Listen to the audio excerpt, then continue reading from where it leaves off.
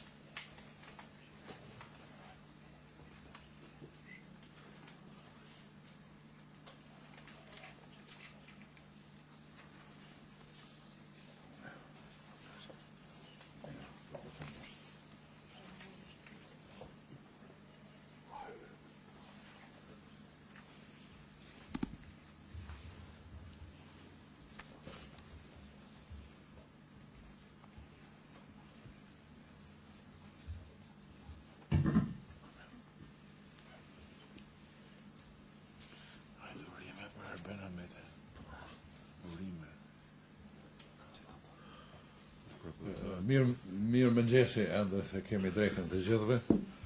Ju përshëndes të gjithëve, posaçërisht kam kënaqësinë që të përshëndes dy akademikët e njohur nga Tirana, nga Akademinë e Shkencave të Shqipërisë, profesor Anastas Angjelli dhe profesor Adrian Civici. Gjithashtu përshëndes akademik profesor Isa Mustafën dhe akademik Besnik Krasniqin dhe gjithë juve. Ne sapo u kthyem, kishim një bisedë shumë interesante dhe të frytshme në Akademinë e Shkencave për një konferencë përbashkët lidhur me bashkëpunimin rajonal që do të përgatitet për vitin e ardhshëm, por gjithashtu edhe një temë tjetër mbi gjendjen e mendimit ekonomik në Shqipëri dhe në Kosovë, cilat do të zhvillojnë akademinë tonë, dhe mendoj se ky lajm është shumë i rëndësishëm për ta filluar edhe këtë bashkëbisedim lidhur me promovimin e 3 librave të rëndësishme që kanë votuar kohëve të fundit, do më thënë në vitet, 2-3 vitet të fundit, profesor Angjelli dhe profesor Civici, i cili paraqet një ndjekje sistematike, libra që paraqesin një ndjekje sistematike të situatave të krizave dhe përgjigjet që ka bërë qeverit tona, qeveria Shqipërisë, por edhe qeverit tjera në rajon dhe më gjerë në rrafshin global, lidhur me krizën, por edhe sfidat që mbesin, e cilat vazhdojnë, me cilat do të ballafaqohemi edhe në vitet që vinë, sepse këto kriza që i kemi përjetuar duke filluar prej 2003-2008, por edhe sidomos to tash, lidhur me Covidin, edhe lidhur me luftën në Ukrainë, në agresionin rus në Ukrainë, do të kanë kriju në realitet të ri edhe në planin geopolitik, po edhe në atë ekonomik, dhe kjo, e gjithë kjo kërkon që të ndjekim me kujdes këto për arsye se askush nuk do të jetë, nuk do të mund të hik ndikimit të këtyre krizave. Ato po shihet që edhe sot edhe në kohën e pikrishme kanë një ndikim shumë të madh në jetën tonë, jetën praktike, po do të kenë ndikime shumë të mëdha edhe të tjera, por besoj se sot do të prekim disa çështje të rëndësishme lidhur me këtë, duke bashkëbiseduar me mysafirët tonë të nderuar, e si shkas është botimi i këtyre 3 librave, cilat janë një pasurim i rëndësishëm i mendimit ekonomik lidhur me menaxhimin e krizave, sidomos publiku shqiptar, por besoj edhe më gjerë.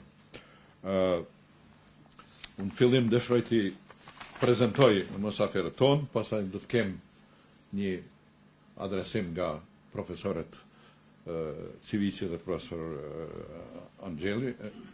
Angeli, pastaj do të kemi pyetje, përgjigje dhe komente, dhe gjithashtu ne do të nënshkruajmë edhe një marrëveshje bashkëpunimi midis Institutit Reinvest dhe Universitetit Mesdhetar të Shqipërisë. Besoj që do të kemi një informacion lidhur me përmbajtjen e kësaj marrëveshje dhe ne jemi shumë të lumtur që kemi sot mundësi që të përshëndesim edhe akademikët nga Tirana dhe akademikët nga Kosova këtu në mesin tonë dhe t'i falenderojmë për nderin që na kanë bërë. Profesor Dr. Anastas Angeli është një ekonomistët shumë të njohur në Shqipëri, me kontribute shumë të mëdha. Ai ka kryer studimet në Universitetin e Tiranës vitin 1980, pastaj ka bërë një doktorat në këtë universitet me 1987, dhe pastaj ka përparuar karrierën akademike në këtë universitet dhe është shpallur gjithashtu dhe doktor honoris causa nga Universiteti i Biznesit në Stamboll me 2003 dhe që nga viti 2011 është antar i Akademisë Shkencave dhe Arteve të Shqipërisë. Pra ka një eksperiencë të gjerë 30 vjeçare në sferën e politikës shqiptare, ka qenë ministri i ekonomisë, ministri i financave, ministri i punëve dhe çështjeve sociale dhe deputet Kuvendin e Shqipërisë. Një eksperiencë 20 vjeçare dhe mësimdhënie, është themelues dhe president në Universitetet Mesdhetar të Shqipërisë, domethënë komunikon, njeh dhe shkruan në gjuhën angleze, greke, italiane dhe ruse. Fushat e kërkimit të tij specializuara janë financat dhe sidomos financat publike. Ka një mori veprash të botuara, unë po i ceki vetëm disa, përballë krizës, sfidat e teorisë dhe politikave ekonomike, kjo më e reja, por që nuk do të flasim edhe sot, kriza ekonomike në kohën e koronavirusit në 2020, historia dhe zhvillimi i paras që nga fillesat në 2 vëllime 2018, ndërhyrja e shtetit në ekonomi 2015, ditari i tranzicionit ekonomik 2013, kjo është shumë interesant, kom pas kënaqësinë që të lexoj disa fragmente, ka qenë shumë interesant rrugtimi i juaj i parë kur ju ka dërgu Fatos Nano në Hungari, duket, për të pa përvojat e tranzicionit dhe prekupimet e juja, mendimet e juja kanë qenë shumë interesante, si do të kaloj ekonomia e komanduar e Shqipërisë në një ekonomi të lirë të tregut, dhe friga jote dhe sfidat e juja kanë qenë shumë atraktive për të menduar edhe ne këtu në Kosovë që kem qenë në një gjendje keqe specifike. Pastaj ka dhe libra tjera në anglisht, Transition and Economic Freedom in Albania, Makroekonomia dhe shumë vebra tjera. Pra, e përshëndesim profesor Anastasin dhe i dëshojmë mirësardhjen në institutin tonë. Nënën tamë majtë është miku im në të cilin kemi bashkëpunu, do më thonë që nga viti 2006, mos gabofsha, profesor doktor Adrian Civici, po ashtu është akademik, doktor në shkencat ekonomike, të fituar në shkollën ENSA Montpellier në Francë 2002, gjithashtu mban edhe një doktorat tjetër në ekonomi agrare në Universitetin e njohur bujqësor të Komzës nga 93. Nga vitin 95 ka marrë titujt profesor dhe ka viju me karierën e tij akademike, gjithashtu ka qenë momentalisht ka qenë edhe dekan në Universitetin në UBT, drejtor ekzekutiv i Qendrës Studimeve Rurale dhe Zhvillimit Qëndrueshëm, këshilltar në Ministrinë e Financave, drejtor për strategjinë kombëtare të zhvillimit ekonomik e social Shqipërisë 2002-2006 dhe ka qenë këshilltar, po them, në vitin 2006 kemi bashkëpunuar bashkë edhe me profesorishën edhe me Adrianin në përpjekjet tona që të hartojmë planin, strategjinë dhe planin zhvillimor të Kosovës, por kjo natyrisht materialet kanë qenë aty, por kjo strategji për shkaqe specifike dhe për shkak konflikteve politike, por edhe disa probleme që kemi pasur me këshilltarët e jashtëm, ka mbet materialet janë përdorur më vonë, mirë po nuk është aprovuar si dokument asnjëherë. Për domethënë profesor Civiqi ka dhënë një kontribut shumë të madh edhe në zhvillimin e Universitetit Evropian të Tiranës, por tash është rektor i Universitetit Mesdhetar të Shqipërisë. Është antar i disa organizatave ndërkombëtare dhe universitete europiane, si antar i bordit drejtues të Euromonta, Organizata Europiane e Zhvillimit Zona Malore, antar i Asamblesë Qendrore të Rongid, instituci specializuar për marrëdhënie tregtare ndërkombëtare në Francë, antar i Këshillit Shkencor në rrjetin mesdhetar për zhvillim qëndrueshëm dhe lektor i asociuar në Universitetin Lyon, në Montpellier, Universitetin Thesalis Greqi, Universitetin Valencia në Spanjë dhe IAM Bari në Itali. Fushat e ekspertizës kanë bëjë me politikat ekonomike, për ekonominë tranzicion, procesin e transformimit dhe organizimit strukturor të ekonomisë shqiptare, teoritë ekonomike dhe modelet e zhvillimit, politikat dhe strategjitë e institucioneve ndërkombëtare në tregjet financiare. Autori shumë librave dhe artikujve brenda vendit, edhe shumë artikuve të botuar në gjuhë të jashtme, sidomos në gjuhën frenge, por edhe në gjuhën angleze dhe në gjuhë tjera. Përshëndesim grosisht edhe falenderojmë për një qëndrueshmëri dhe një korrektësi për një bashkëpunim afatgjatë midis intelektualëve, sidomos ekspertëve të ekonomisë Kosovës dhe Shqipërisë, ku gjithmonë profesor Civiqi është një shembull i gatshmërisë për bashkëpunim. Meqense librat janë shumë vellimor dhe shumë prej nesh nuk kanë pas rastin të lexojnë, unë po lexoj vetëm një fragment nga libri 3, libri i fundit, do me thonë, në mënyrë që të kemi pak ma afër çështjen për cilën sot po bisedojmë. Rreth një vit më parë, thonë autorët, publikuam librin përballë krizës, sfidat e teorisë dhe politikave ekonomike, me analiza, reflektime dhe zhvillimet kryesore ekonomike, sociale e politike të fokusuar në periudhën qershor 2020-qershor 2021.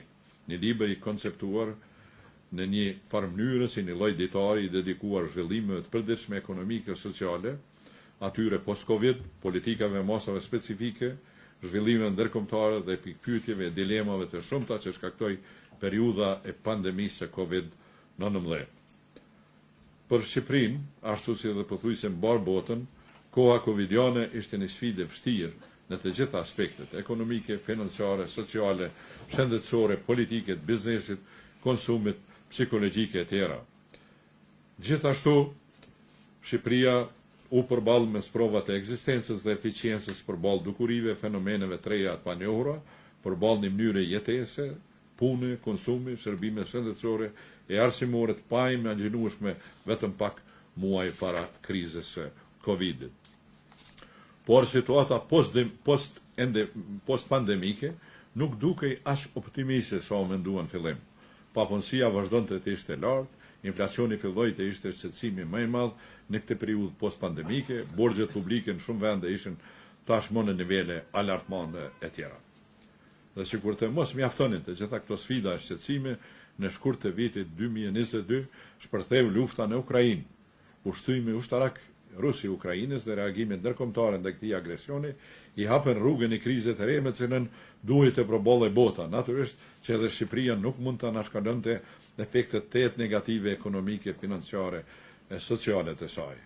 Kriza energjetike, ajo e sigurisë ushqimore, inflacioni i lartë, rritja e çmimeve të energjisë elektrike, naftës, gazit, ushqimeve, lëndëve të para u bën kryefjale e shqetësimeve globale. Situata gjeopolitike dhe gjeoekonomike globale ndryshoi, sanksionet ekonomike e financiare kundrejt Rusisë ushtuan dhe zgjeruan, tregtia dhe tregjet botërore u korroditën, rreziku për kriza urie u shtua, frika e zgjerimit të konfliktit u bë gjithnjë e më prezente, paqartësitë për të ardhmen u shtuan. Domethënë, mjaft argumente për të shqetësuar të gjithë. Dhe matutje unë dëshiroj t'u lë fjalën mysafirëve, profesor, e keni fjalën ose Adriani cili do. Faleminderit profesor. Faleminderit të nderuar pjesëmarrës, nderuar akademik Mustafa, faleminderit për pjesëmarrjen tuaj edhe këtu. Megjithëse ne e zhvilluam një bisedë të përbashkët prej më shumë se një ore në akademi. Është kënaqësi për ne që ndodhemi sot këtu në institutin tuaj Rinvest për të takuar dhe për të prezantuar librin, ose më mirë trilogjinë e librave, sepse janë 3 libra që kanë ardhur njëri pas tjetrit për një problematikë kaq shqetësuese, jo vetëm për ekonominë e Shqipërisë dhe të Kosovës, por për zhvillimet e ekonomisë e eurozonës edhe të ekonomisë globale. Në fakt, çfarë është ky libër dhe si erdhi ky? Një ditë, një mëngjes kur po shkonin për në punë bashkë me profesor Cibicin, u takuam për të pirë një kafe dhe në atë kohë sapo kishte ndodhur një ngjarje e rëndë në Shqipëri, që ishte tërmeti i 26 nëntorit i vitit 2019. Një tërmet i cili shkaktoi një tronditje të madhe humane në vendin tonë, humbën jetë, një tronditje të madhe infrastrukturore, sepse u shkatrua shtëpi të tëra, qytete të tëra, fshatra të tëra, dhe natyrisht që do t'jipte një efekt edhe psikologjik, po edhe ekonomik. Dhe filluam të diskutonin për çështjen e tërmetit, e më pas, një muaj më vonë, sikur të mos mjaftonte kjo, jo vetëm në Shqipëri, po në mbar botën u shfaq fenomeni koronavirusit dhe pasojat që filluan të ndjeshin, të cila vunë në pikpyetje shumë fenomene, po pikpyetja më e madhe ishte që kush do të kishte prioritet, njeriu apo ekonomia? Sepse menjëherë problematika ishte humane, ishte njerëzore dhe në të njëjtën kohë kishte edhe efektet ekonomike. Dhe në kafen e dytë që po diskutonim kur filloi të shfaqej pandemia e koronavirusit, ne diskutuam dhe menduam që pasojat që po vinin, jo thjesht nga tërmeti, po tashmë nga kjo krizë e madhe që filloi duke ndjekur atë, do të ishin të mëdha dhe jo vetëm nga pikpamja humane, por edhe nga pikpamja ekonomike dhe transformimet që priteshin të ndodhin, sipas mendjes tonë, dukesh se do të ishin të mëdha dhe ne mbase nuk gabuam. Kështu që vendosëm të riktheheshim në një pozicion që të pavarur nga njëri tjetri, e kishim bërë këtë edhe në vitin 2008, 2013, kur ishte kriza që kaloi eurozona dhe veçanërisht vendet më pak të zhvilluara të eurozonës, që ishin Greqia, Portugalia, Çiprua, edhe disa shtete të tjera të eurozonës, dhe besoj atë për atë krizë, ata që e kanë ndjekur i dinë ato fenomene. Ne në mënyrë të pavarur shkruajtëm 2 libra. Unë shkruajta librin e efektet e krizës, që përshkruante krizën e eurozonës, dhe më vonë profesor Civici shkruajti anatominë e krizës. Dhe morëm një vendim që ta ndiqnim krizën që po dukej në horizont, në mënyrë të përditshme, duke e ndjekur jo thjesht nga pikpamja e një ditari të përditshëm, për të parë çfarë ndodhte, kush ishin pasojat e kësaj krize, edhe humane, edhe psikologjike, po më tepër çfarë do ndodhte me ekonominë, por në të njëjtën kohë edhe se si do të evolonte dhe do të zhvillojë mendimi ekonomik dhe kush do të ishin qëndrimet e mendimit ekonomik, të ekspertëve, të specialistëve, të institucioneve ndërkombëtare, po më shumë edhe të qeverive. Dhe në këtë qëndrim që mbajtëm, vendosëm që ta ndjekim duke u pozicionuar dhe duke u bërë publik her pas here, thuajse çdo javë me radhë ose në të njëjtën kohë, sipas një programi të caktuar për të mbajtur qëndrimet, për të bërë analizat e atyre që ndodhin jo thjesht në ekonominë shqiptare, por në të gjithë ekonomitë dhe çfarë servite mendimi ekonomik botror dhe i këtyre institucioneve që përmenda për qëndrimet që duhet të mbaheshin për fenomenet dhe për efektet e krizës. Kështu që ndoqëm për një periudhë të caktuar më shumë se 6 muaj dhe dolëm me prezantimin e librit të parë që ishte kriza ekonomike në kohën e koronavirusit. Në këtë libër, padyshim që nuk mund të mbeteshim, si thua, robër të ditarit, por në të njëjtën kohë zhvilluam edhe konceptet ekonomike që shpreheshin në atë kohë. Domethënë, ne donim që të shikonim se çfarë po ndodh. Kështu që nuk është thjesht dhe vetëm një ditar, po kemi zhvilluar dhe konceptet edhe të librit parë, për shembull liberalizëm apo etatizëm. Pse u morëm me këtë çështje? U morëm sepse për një moment u duk sikur qëndrimet që do mbanin qeverit binin ndesh me ekonominë e tregut. Shumë shpenzime u tërhoqën nga investimet dhe shteti lozi një rol më të madh se sa kishte lozur deri tani dhe i zhvendosi ato për i spostoi ato për të përballuar situatën humane, për të mbështetur shtresat në nevojë, për të mbështetur sektorin e shëndetësisë që ishte lënë pasdore, jo vetëm në vendin tonë, por gjithë vendet ku ndodhen të papërgatitura dhe u duk sikur roli i shtetit filloi të ndryshonte. Ose instrumenti që u përdor më njëherë për të shpëtuar ekonomitë dhe financat ishte instrumenti i borxhit, që deri tani ishte një instrument që luftoi dhe sot po kthehemi prapë për ta luftojmë, ndërkohë që vendet e eurozonës dolën nga tabut që kishin, të përcaktuara që në Kopenhagen, që në Maastricht, që borxhi duhet të kalojë 60%, që inflacioni duhet të kalojë 3%, që papunësia duhet të kalojë kaq %, dhe thanë që i vetmi instrument është borxhi. Pra, ishin disa koncepte që nuk ishin mësuar të i dëgjonin, ose ishin mësuar të i luftonin. Dhe në këtë mënyrë trajtuam edhe këtë temë që thash, që ishte çështja e liberalizmit dhe etatizmit. Natyrisht në librin e parë, vendin kryesor e zë ndjekja e fenomeneve të përditshme dhe të politikave që ndoqën qeveritë e vendeve të tjera. Ne i morëm ato dhe i bëm të krahasueshme me ato qëndrime që mbanin edhe ne si Shqipëri, që natyrisht ishin edhe larg, edhe ndryshe, kjo në bazë të mundësive dhe aftësive, kapaciteteve ekonomike, financiare, pse jo dhe shëndetësore, me që flasim për koronavirusin, por që të paktën duhet t'ia servinin publikut qëndrimet që mbanin vendet e tjera, me qëllim që edhe qeveria e Shqipërisë të reagonte dhe në shumë prej reagimeve të saj, padyshim që kemi referenca që ne ishim, si thuash, rekomandues të drejtë për ato që thonë. Por askush nuk e mendonte sa do zgjaste kriza e koronavirusit dhe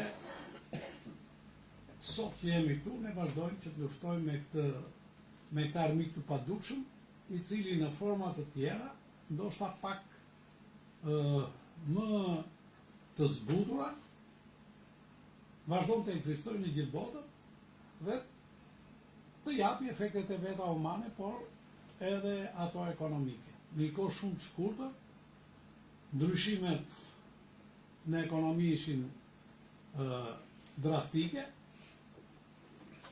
që nga fenomenet që kanë të bëjnë me papunësinë dhe punësimin, që nga fenomenet e reja të zhvillimit dhe të efekteve që solli zhvillimi i teknologjisë, që nga problemet e riorientimit të ekonomive dhe të ristrukturimit të ekonomive të të gjitha vendeve dhe padyshim të vendit tonë, dhe kjo na bëri ne që të mendojmë që ky libër nuk do të ishte libri i vetëm. Kështu që pandemia zgjaste, përballja me të dhe përballja me krizën ekonomike që shkaktoi pandemia, ishte vendimi për ta vazhduar këtë punë me librin e dytë që ne e quajtëm përballja me krizën dhe politikat që u aplikuan dhe që u ndoqën gjatë krizës së pandemisë. Dhe kaluam kështu në një ndjekje të vitit të dytë të krizës së pandemisë, duke parë gjithnjë në këndvështrimin e politikave ekonomike, të zhvillimit mendimit ekonomik dhe të qëndrimeve që mbajtën qeverit, dhe natyrisht dhe qeveria e Shqipërisë. Bile disa herë jemi referuar edhe paketave të mbështetjes që mori dhe qeveria e Kosovës, duke i krahasuar gjithë paketat e ndihmës së qeverive të vendeve të rajonit për të përballuar këtë krizë. Po sikur të mos mjaftonte kriza e koronavirusit, sikur të mos mjaftonin tronditjet dhe zhvillimet që u krijuan në politikat ekonomike dhe financiare që ndoqën të gjitha shtetet për shkak të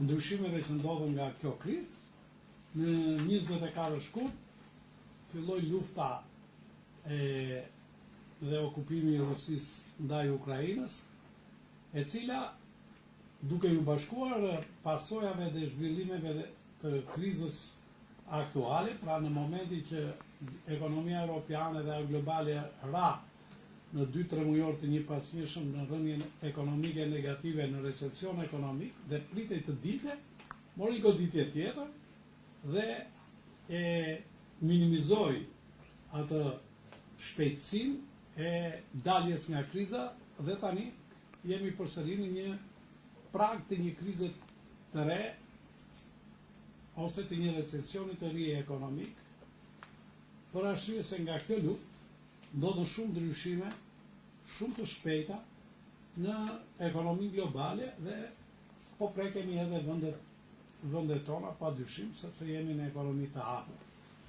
Këtu ne jemi përqendruar pastaj në mbase pak para kohë, po kemi qenë objektiv. Po të shikoni atë pamjen e jashtme drejt një krize të re të librit, ajo tregon jep tre mesazhe. Mesazhi i parë është që ekonomia po tronditet, tregjet po çorroditen, çmimet e mallrave dhe të lëndëve të para po rriten me shpejtësi të madhe, bota po kërcënohet nga kriza energjetike dhe bota po kërcënohet nga kriza ushqimore, e sigurisë ushqimore. Si lindën këto?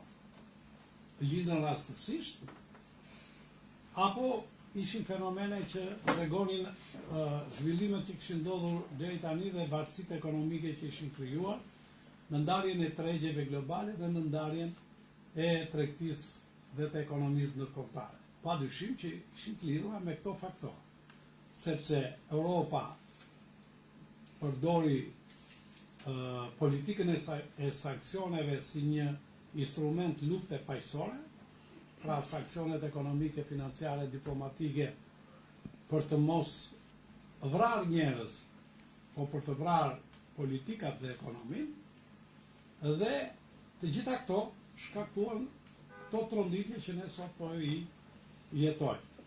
Kemi një ndryshim të kahjes së furnizimeve energjetike në botë, që pas luftës, pas aksioneve që kanë përdorur të dy palët kryesore ndërluftuese, bota perëndimore dhe Rusia, që ka qenë furnizuesi kryesor i gazit, dhe ndryshoi në këtë mënyrë gjithë tregu i energjisë elektrike, tregu i naftës, tregu i gazit, tregu i furnizimit me lëndën e parë të drithrave për ushqimin, për arsye se, siç dihet, Rusia është një nga furnizuesit e parë me këtë lloj produkti, qoftë me naftën, qoftë me gazin, qoftë me grurin. Ukraina është në 6 vendet e para për furnizimin me grur. Të gjitha këto ndryshuan, bllokimi i tyre, ndryshimi i destinacionit, mbyllja e tyre, padyshim që krijoi tronditjen tregje dhe sot jemi përballë një situate që bota dhe padyshim dhe ne jemi të kërcënuar nga kriza energjetike, pasi çmimi i energjisë elektrike ka arritur shifra astronomike, është po shkon drejt 1000 për kilovator në tregun ndërkombëtar, gazi është rritur 30 herë, 300 herë, më falni, nga 30 po shkon edhe ajo tani nga 1000, 2000 dhe po arrin 3000. Çmimi i grurit pas marrëveshjes që bëri OKB-ja, duket se për vendet e Afrikës dhe vendet e tjera ka një hapje të porteve të Ukrainës, por dje është kërcënuar përsëri që të ndryshojë politika ruse në qëndrimet. Të gjitha këto fenomene quan në rritjen e çmimit dhe sollën përsëri u rikthyen në disa fenomene të cilat kishin vënë në gjumë bankat qendrore, ekonomitë, perëndimin nga çështjet më kryesore që ishte çështja e inflacionit. Kishim mbi 20 vjet që nuk dëgjonim gjë për inflacionin, të gjithë ishim në një inflacion 1 deri në 3%, që nga Amerika deri në Europë edhe tek ne, të cilat kanë kërcënuar tani jo thjesht ekonomit, po edhe jetën e qytetarëve, buxhetet familjare, xhepat e tyre, dhe janë shtruar jo vetëm në një problem ndërkombëtar, po edhe në problemin e çdo shteti, të çdo vend.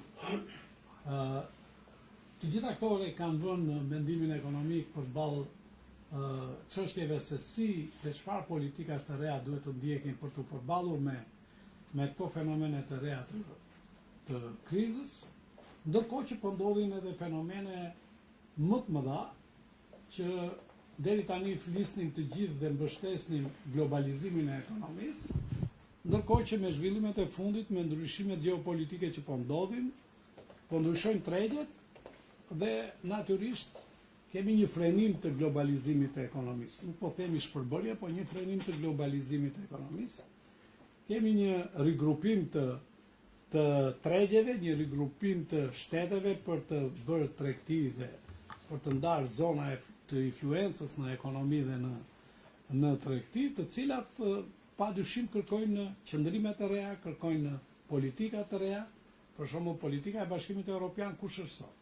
Është si të shkëpusim varësinë nga furnizimi me energji elektrike, jo vetëm elektrike, po me energji në përgjithësi, gaz, naftë dhe elektricitet, si të shkëputemi nga varësia ruse.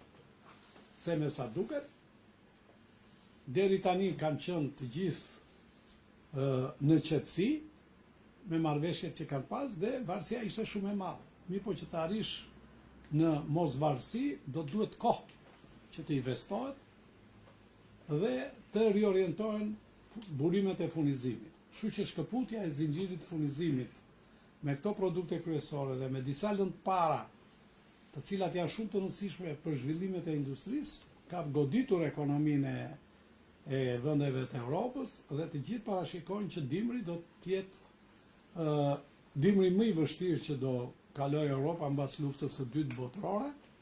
Shpreson që ata përballojnë mirë dhe në këto kushte natyrisht secili shikon pastaj atë oborin e vet, edhe ne ekonomia shqiptare apo ekonomia e Kosovës është duke parë përballimin e situatave, padyshim që bashkëpunimi me dy qeverive në vite ka qenë shumë i mirë, po gjithnjë janë nënshkruar marrëveshje që kanë zgjidhur problemet e momentit për përballimin e situatave, siç është situata energjetike tani dhe përpjekjet që bëhen por ka arkoha tani që të hidhet një vështrim përtej kësaj me zhvillimet që ndodhen, për të mbajtur disa qëndrime të reja për politikat që duhet të ndjekë edhe Shqipëria dhe Kosova në zhvillimin ekonomik të ardhshëm të tyre, jo vetëm afat shkurtër për të përballuar të krizë që padyshim këtu bashkëpunimi duhet të jetë maksimal me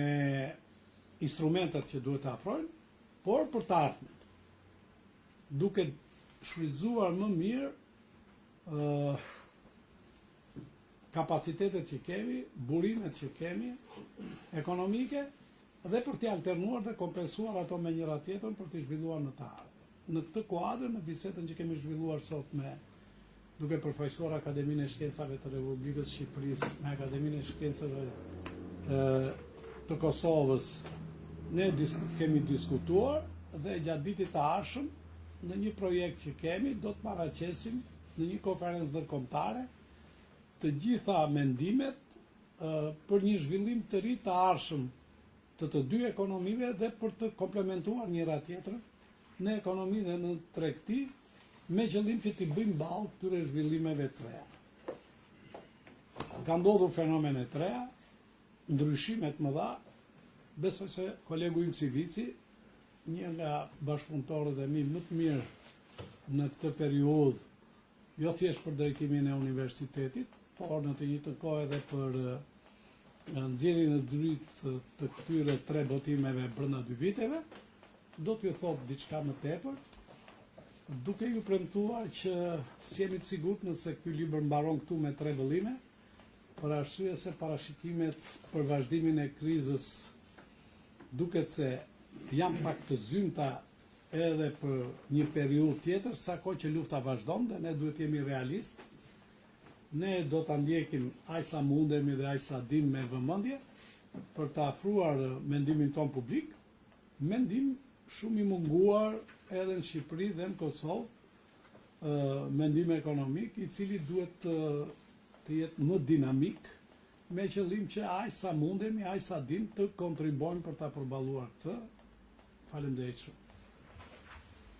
Faleminderit, profesor Angjeli, për këtë hyrje të shkëlqyeshme, se na familiarizove me prekupimet e juaja dhe me çështjet që i keni trajtuar, dhe pa humbur kohë lus profesor Civicin që të vazhdojmë atutje në prezantimin e shqetësimeve edhe përmbajtjeve të këtyre librave të mrekullueshëm. Faleminderit, profesor. Gjithmonë të kënaqësi se unë jam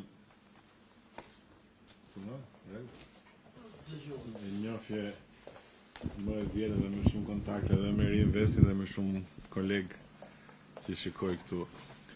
Në fakt, kur botuam dhe librin e tretë që e diskutuam, një miku im, profesor në Shqipëri, më tha, shumë bukur më pëlqyen, tha, librat, po se më ngjalli një lloj zymësie përdorimi shpesh të fjalës krizë në çdo titull. U mundova të shpjegoja që në qëllimi i përdorimit të fjalës krizë nuk është thjesht në kontekst negativ ose në kontekst dëshpërues, sepse edhe po t'i referohesh origjinës së fjalës crisis që kanë pasur grekët e vjetër, në fakt krizë sipas origjinës fjalës është ndryshim i madh, devijim nga një ekuilibër i caktuar. Pra nuk është gjithmonë fatkeqësi.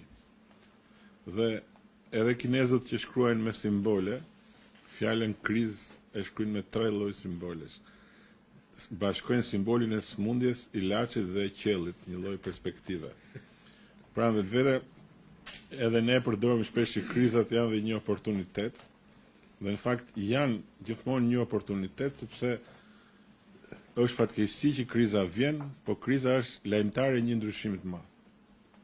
Dhe faktikisht në këto të paktën 30 vitet e fundit, ne kemi përjetuar ndryshime shumë të mëdha, ndryshime drastike. Aq sa një filozof sloven që ju besoj e njihni, Zhishekun, që është i famshëm, thotë që shekulli 21 është më ndryshe nga gjithë shekullit e tjerë në histori. Filloi 10 vite përpara dhe mbaroi 80 vite më shpejt. Çka do thotë që nëse çdo shekull ka një përkufizim ose përcaktim të natyrës vet, shekulli 21 thot filloi në 1990 me rënien e murit të Berlinit dhe mbaroi me pandeminë e koronavirusit, për te cilës bota s'do jetë më ajo që ka qenë, ashtu siç nuk ishte mas 1990-s. Dhe në këtë kuptim, edhe ne, duke qenë shpeshherë aktor dhe pjesëmarrës të ndryshimeve të mëdha, e kemi dhe zor ta perceptojmë këtë pjesë të ndryshimit që jetojmë për ditë dhe të reflektojmë se si duhet i përgjigjim dhe çfarë duhet bëjmë.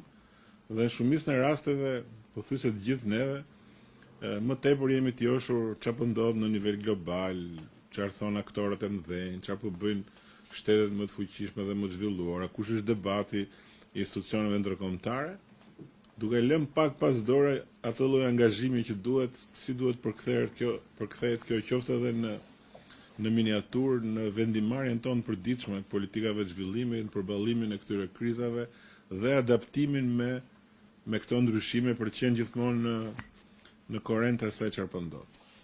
Kjo ishte, ashtu si e tha dhe profesor Anastasi, pak a shumë këndvështrimi dhe nëse mund ta quajmë platforma nga u nisëm ne për ta riparë ose për ta parë çfarë po ndodhin gjithë këto ndryshime, po në raport ngushtë ku na prekte ne si Shqipëri, si Kosovë, si rajon, edhe pak më gjerë dhe si po reagonim dhe si po i përgjigjeshim këtij ndryshimi. Dhe në fakt, duke filluar nga efektet e tërmetit të 26 nëntorit 2019 që ishte i tërmet i rëndë dhe shkatrues, dhe Shqipëria në fakt ndryshoi edhe në shumë politika ekonomike, politika sociale, financiare, monetare dhe më radh për t'u përgjigjur gjithë sfidave dhe pasojave të tërmetit. Dhe pastaj erdhën vazhd koronavirusi, situata post koronavirus, që u duk sikur do ishte shqetësuese, po do shkonte drejt stabilizimit, dhe tani konflikti ushtarak në Ukrainë, që përtej të parit si një konflikt, në fakt rivuri dhe një ndryshim të gjithë konceptet mbi globalizimin, mbi rendin e ri ekonomik botëror, mbi rendin e ri politik dhe gjeopolitik botëror, i shoqëruar edhe me gjëra konkrete të jetës përditshme, mungesa të lëndëve të para, rritja e çmimesh, rritja e inflacioni, kriza ushqimore, që dashur pa dashur në gjithë të vorbull, duke qenë dhe vendet të hapura, edhe ne prekemi për ditë dhe ndoshta duhet marrim vendimet e duhura për ditë. Dhe në thelb, sidomos libri 2 dhe libri 3, në fakt i dedikohem pikërisht këtyre analizave dhe këtyre komenteve, me çfarë po përballemi, si po reagojmë krahasim me të tjerët dhe ky reagim çfarë efektesh konkrete po jetë. Është një reagim fasad, është një reagim shpeshherë politik, ideologjik, apo është një reagim që vërtet e ndryshon, e përmirëson apo e përballon situatën.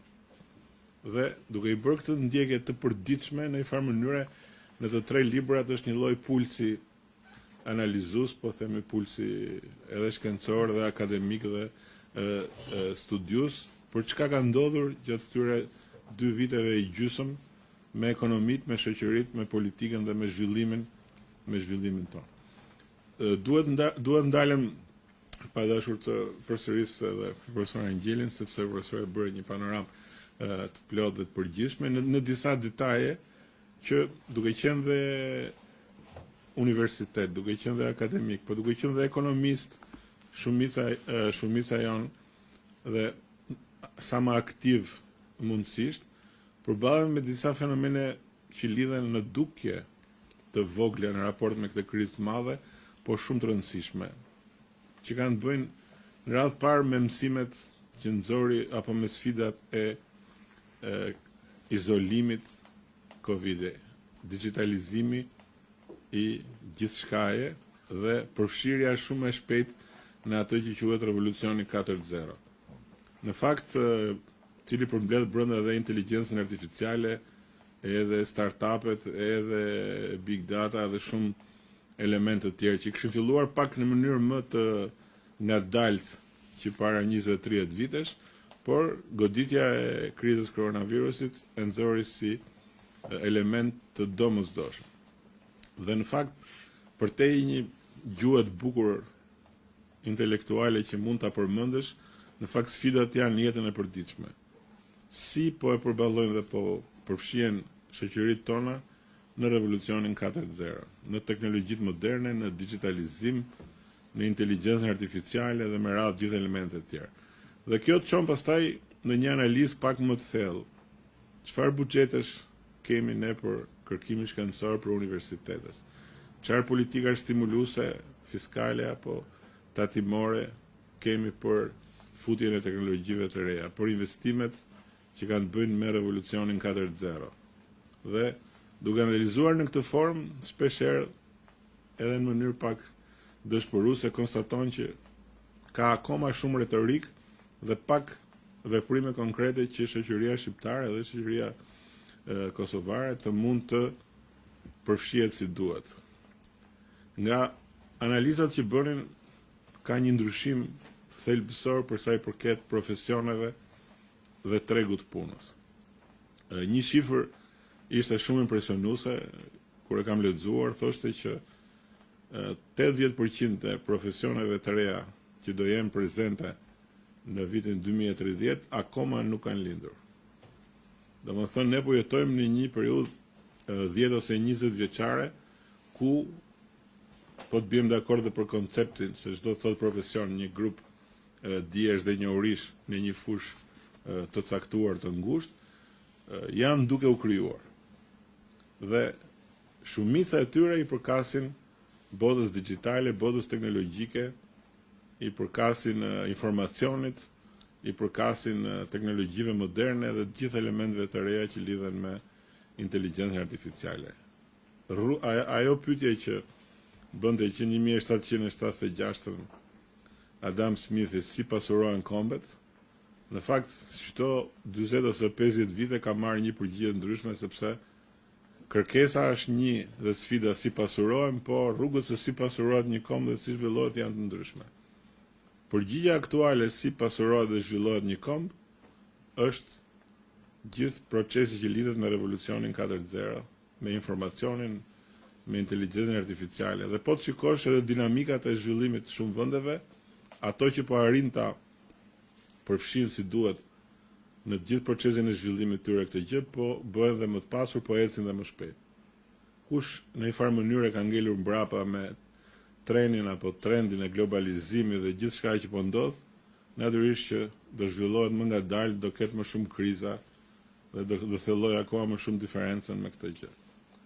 Dhe aqet e rëndësishme është kjo gjë, sa me që jemi edhe vetë të botës universitare shumica e jonë, konstatimi në lidhje me profesionet është i tillë që nëse deri para 30 apo 40 vitesh mbi 90% e studentëve që diplomoheshin kishin një vend pune ose një profesion konsoliduar.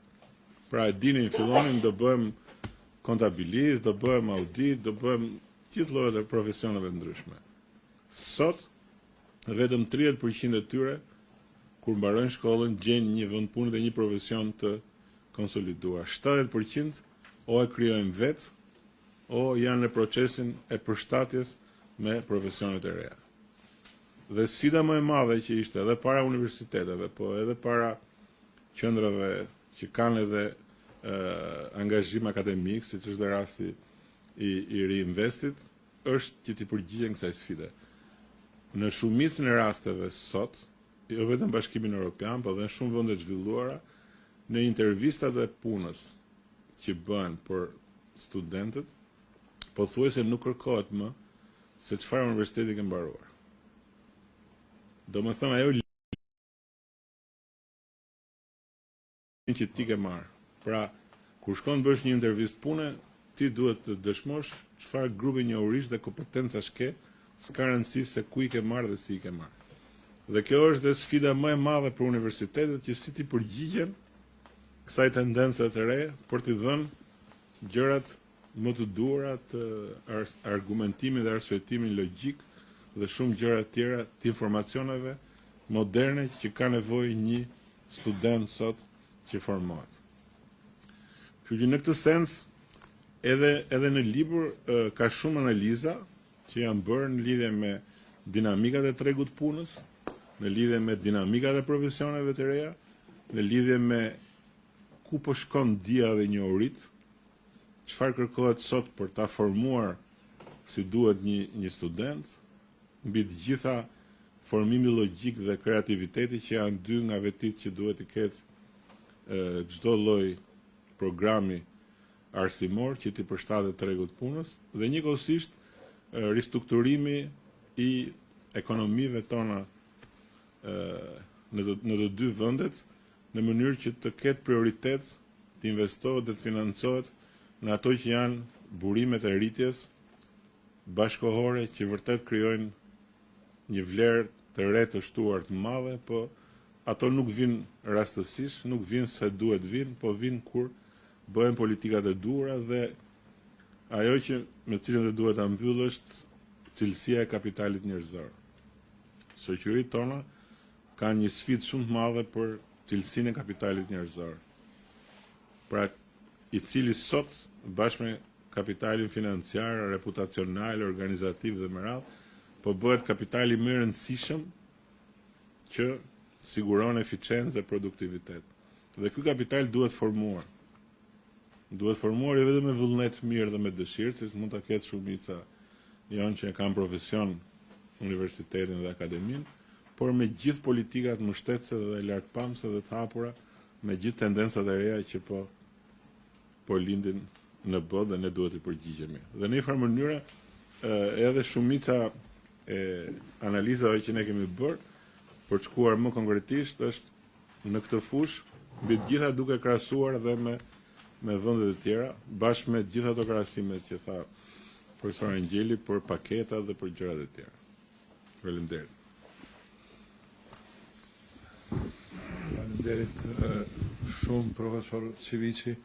Në të vërtet ju hapët disa çështje që janë shumë të rëndësishme, cilët një pjesë e madhe e qeverive, e institucioneve qeveritare, por kam frikë edhe një pjesë e madhe edhe e intelektualve, në dy vendet tona nuk është shumë i vetëdijshëm për këto ndryshime dramatike, siç është për shembull kjo industria 4.0. Ne kemi bërë një studim tash për digitalizimin e 4 sektorëve. Sa janë ata digitalizuar 4 sektorë në ekonominë e Kosovës, Pesari ashtu ka punu dhe kemi nxjerrë një indeks të digitalizimit, duke përdorur edhe metodologjinë e Bankës Evropiane për investime, sepse ata përgatiten, dhe kemi një gjendje pak a shumë paradoksale, derisa disponimi me teknologji informatike, me penetrim të internetit, gjerën e Kosovës shumë nivel të lartë, po ashtu edhe ka një disponim të teknologjive të informacionit në biznese, por përdorimi i tyre në kuptimin e industrisë 4.0 është shumë mbrapa. Bile edhe me deklarime tepër optimiste, pa qenë shumë koshient menaxherët edhe pronarët, çka do të thonë ky digitalizim i proceseve, indeksi ynë ka dalë përgjysmë më ulë se mesatarja evropiane. Kështu që janë çështje shumë të rëndësishme, faleminderit që i potencut dhe më të vërtet to janë tash disa ilaçe të krizës, apo hymë në bëhemi ekonomi konkurrente apo nuk po bëhemi. Kjo është pyetja. Kur flasim për industrinë 4.0, është vetëm një përgjigje. Apo bëhemi ekonomi konkurrente as po bëhemi. Edhe ato jo vetëm në sektor caktuar, po në gjithë sektorët. Kështu që mos të vazhdojmë atutje, unë e hapi diskutimin për pyetje, për komente. Kemi këtu, do ta shfrytëzojmë këtë rast të bëjmë një bashkëbisedim për një 30 minuta ashtu. Urdhroni, kush e kërkon fjalën? Në një pyetje lirisht, po mendoj, ne kemi të një bashkëbisedim të lirë, ose ajtë filloj unë e pa ti dhe sa ti formuloni pyetjet apo komentet. Ne kemi një situatë, për shembull, përgjegjja e qeverive tona, dy qeverive në Kosovë dhe Shqipëri ndaj këtyre krizave, politika adekuate, për shembull, në Kosovë kemi pas një program ambicioz, bukur ambicioz qeverisë në vitin 2020, i ka qenë bukur i gjerë, por ai program deri sa u të bu kuvendi, deri sa u mblell kuvendi, deri sa aprovoi kuvendi, viti 2021, ata mandej atë që duhet ta bënin 2020-ën, fillon me bën 2021-shin, në rrugë qeveria tjetër erdhi me një program tjetër, dhe tash kemi domethënë disa krizat tjetër, kriza Ukrainës, edhe energjetike, dhe tash kemi domethënë disa masa pak a shumë të fragmentarizume, me i dhonë ka 100 euro, ka 50 euro, që nuk e kryon një mos kritike të një intervenimi për me kryon një mos kritike. Që ka me ndonë ju, sa kish me pas mundësi që, duke nisur nga komplementariteti e ekonomive tona, për çka folëm edhe në akademi, bashkëpunimi me dy qeverive tona, në vend marrëveshjeve që janë pak a shumë statike dhe nuk ju përgjigjen shumë këtyre sfidave, që janë shumë dinamike në botën bashkore. Çka mendoni ky bashkëpunim, sa do të ishte dobishëm në kuptimin e krijimit të një mase kritike të intervenimeve në ata sektor ku kishim mujt me shku më thellë në zhvillimin ekonomik. Kjo le të jetë pyetja e fillimit, mandej vazhdojmë. Po, sigurisht. Unë theksova pak në fund të fjalës tonë që ne zhvilluam sot një takim në Akademinë e Shkencave. Edhe ky ishte edhe, si të thush, thelbi i diskutimit. Ka një debat që me rastin e ngjarjeve që ndodhen dhe të krizave që ndodhen jo në gjithë ekonominë e eurozonës edhe në ekonominë tona, dhe ka dhe një presion të opinionit publik për paketat që duhet të marrin qeverit për të përballuar këtë krizë. Ka një presion të madh. Fakt ka dy mendime. Ka një mendim që duke u nisur nga ky presion që me njerë të ketë paketa të caktuara me masa konkrete ekonomike apo me instrumenta financiare për të përballuar krizën. Ka dhe mendim tjetër që për shkak të ndryshimeve dhe evoluimit shumë të shpejt të pasojave dhe të zhvillimeve që sollën këto dy kriza, një paket e marrë sot mas 3 muajsh edhe mund të vjetërohet dhe mund të kërkohen instrumenta të tjerë që të përdoren për ta përballuar. Në qoftë se sot po të shikojmë atë raportin njeriu apo ekonomia me disa instrumenta, me disa shpërblime, me disa rritje page, me disa rritje pensionesh, kujtojmë, mendojmë dhe në fakt është një mbështetje që u jepet buxheteve familjare për të përballuar nevojat e çastit. Ajo që mungon disi është çfarë do ndodhi pas dhe çfarë duhet bëjmë për t'i paraprirë asaj që do ndodhi pas. Pra si do ristrukturohen ekonomit, si do të zhvillohen ato me qëllim që t'i përgjigjen asaj që po vjen. Ky është thelbi më i madh i çështjes dhe këto janë disa hapa që mund të merren, disa masa që mund të merren hap pas hapi me atë çka na servir situata që vjen dhe në të njëjtën kohë të kthehem tani te çështja konkrete e bashkëpunimit midis dy vendeve tona, është ajo që theksova që ka ardhur koha që të ketë një studim të plot. Çfarë ofron ekonomia e Kosovës? Çfarë ofron ekonomia e Shqipërisë? Çfarë ofron ekonomia e Shqipërisë që nuk e ofron ekonomia e Kosovës? Çfarë ofron ekonomia e Kosovës që nuk e ofron ekonomia e Shqipërisë? Dhe si mund të komplementojnë ato njëra tjetrën? Duke e parë këtë në perspektivë, duke e parë këtë politikisht, duke e parë këtë gjeografikisht dhe duke e parë këtë edhe nga pikpamja e ekonomisë së zhvillimit të dy vendeve. Kjo mungon, me thënë të vërtetën.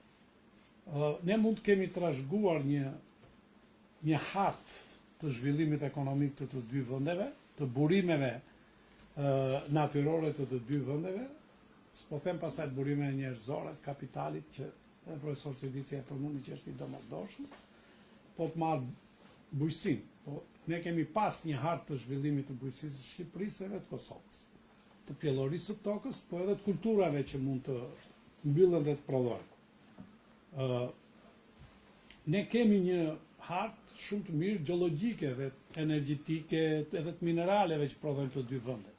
Gjithë problemi është tani si mund t'i bashkojmë këto që të krijojmë një ide se çfarë na jep ky burim që kemi në fushën minerale dhe energjetike, ku na çon ai për zhvillimin e vendit apo për eksportin, ku na çon zhvillimi i prodhimit bujësor dhe eksport-importi i prodhimit bujësor, me qëllim që ne të dim forcën e ekonomive të dy vendeve tona, gjë që nuk e dim. Që të jemi të sinqert, ne kaluam në ekonominë e tregut, kemi 30 vjet që kaluam në ekonominë e tregut, mbill njëri pjeshk, e shikon komshiu, vetëm mbill ai pjeshk. Pa e ditur që a do e shes si dot apo s'do e shes si dot. Dhe roli shteteve në ekonominë e tregut ky është që t'i orientoj ata çfarë duhet të bëjnë. Po që t'i orientojmë se çfarë duhet t'i bëj, duhet patjetër që ne të arrijmë në këtë konkluzion. Dhe qëllimi jon këtë radhë në bashkëpunimin që do të bëjmë është që në vitin e ardhshëm do zhvillojmë një konferencë të përbashkët, por ndërkombëtare, për të marrë mendimin më të mirë se si mundet dhe të kemi disa propozime konkrete. Jo konferencë që të botohet një libër, sa të dalim andaj të bëjmë një koktejl dhe të mbaroj kjo histori, po një konferencë që të dalin 10 gjëra të shkruara dhe pastaj t'ja vëmë dispozicion qeverive.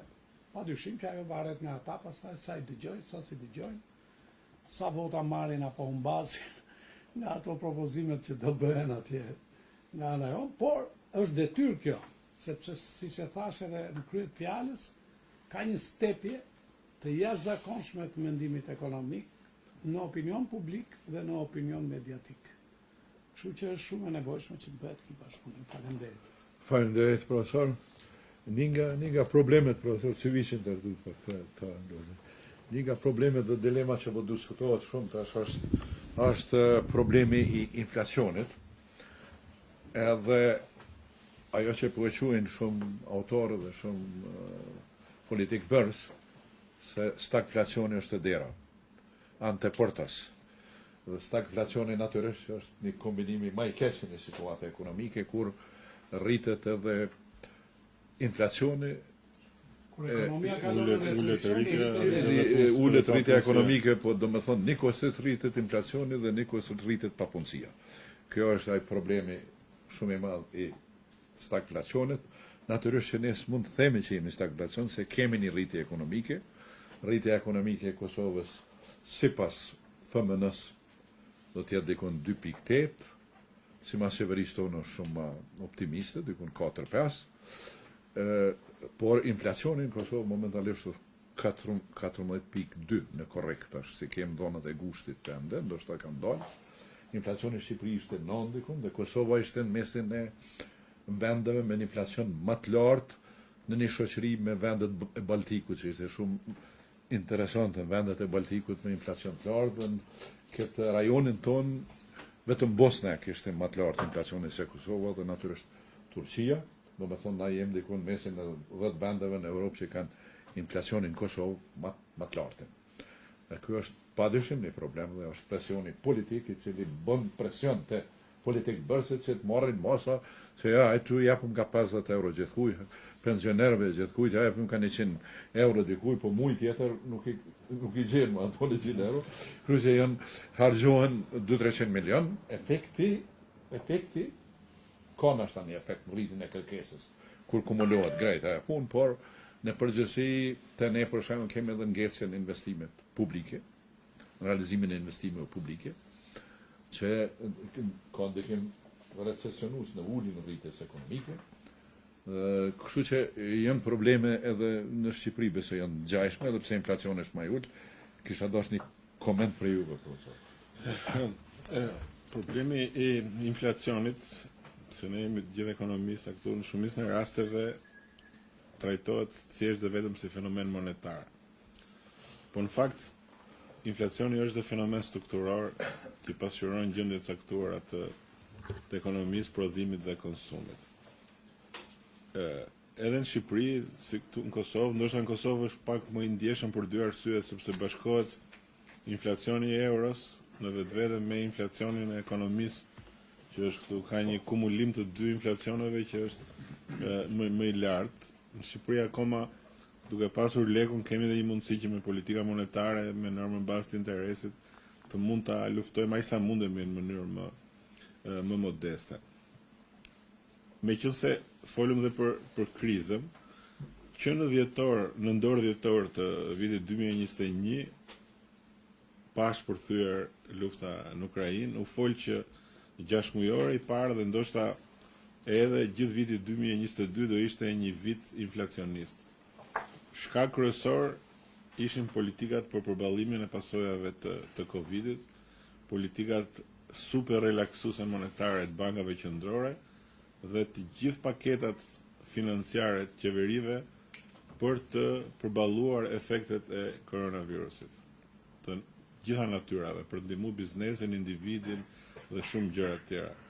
Pra, u bë e qartë që ishte në qarkullim një masë monetare shumë e madhe, e cila vështirësisht mund të absorbojë brenda pak muajve pa dhënë efekte inflacioniste dhe por megjithatë pritej që në fund qershorit korrikut ose në shtator situata të shkonte drejt normalizimit. Tu po bëjmë një parantezë sepse është hapur një debat i madh edhe teorik tani dhe shpeshherë shumë interpretime, të paktën media i bën në mënyrë të gabuar.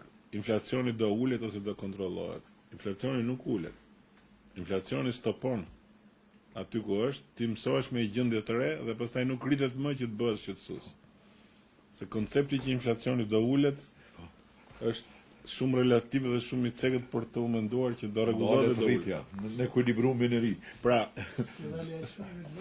duam ne kemi hyrë në një spirale të re të çmimesh. Por lufta në Ukrainë, shoqëruar edhe me shumë faktorë që kanë të bëjnë me ndryshimet klimatike dhe me radhë,